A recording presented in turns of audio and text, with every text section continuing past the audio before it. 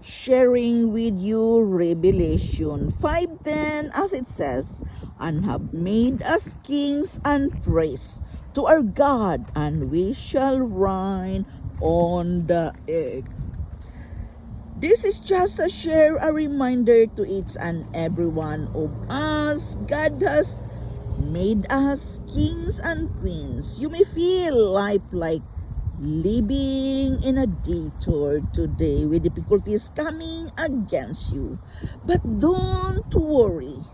Comfort yourself what is written in the scripture.